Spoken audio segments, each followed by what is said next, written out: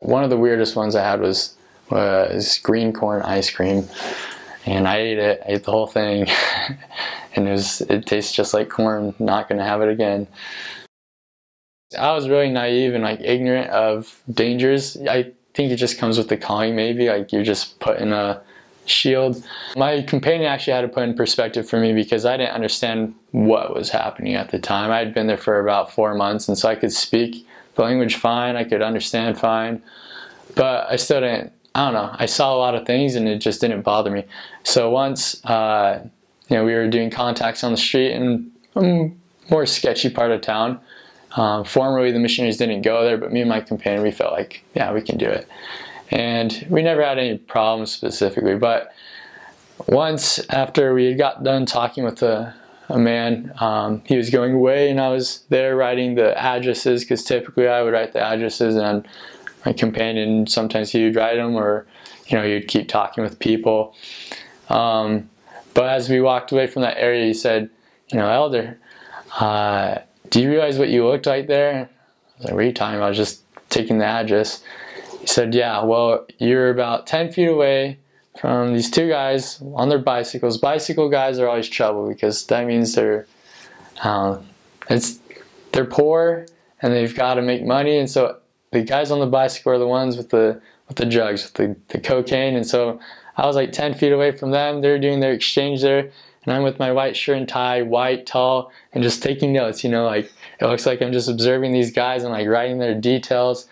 And he's like, I'm surprised they didn't say anything to you at all. I was like, I have no clue. I'm clueless here. You're gonna have to help me out with these things, because he was Brazilian. It was definitely the heat, but as well, I remember the rain being pretty hard. Like it didn't come very much because our area was pretty dry, and there was no wind at all, and so you just got really balmy and muggy.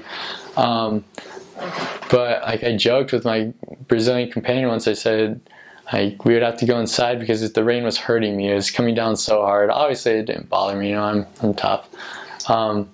But yeah, the rain, when it came, they would make like trash piles sometimes in the middle of the streets.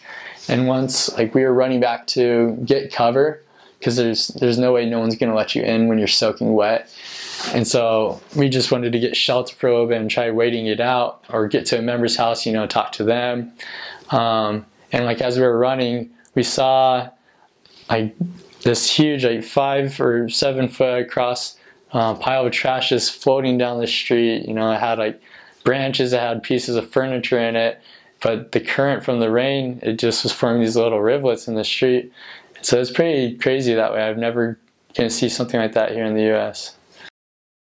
When I got to Brazil, I noticed my companion, my trainer, because I was trained again with the language, he always flipped his pen around, and I was like, all right, I'm gonna learn it. There's a couple things I learned on the mission. I learned a little bit of the guitar. I learned how to dunk, but that was like probably my most treasured thing I can do now, is I can flip a pen around my fingers. Definitely what I learned most was how to communicate. And so my companions, they were the best. Like, what initially looked like the worst companions, they're the best ones for me, because no one else could still be able to function with me and yet push me so much, because personalities were just so much different. And so particularly once I was asked to train a Chilean, and he had some medical problems that weren't so controlled, I'll say. And so these things affected him emotionally, and so with stimulants he would get extremely agitated and oftentimes angry.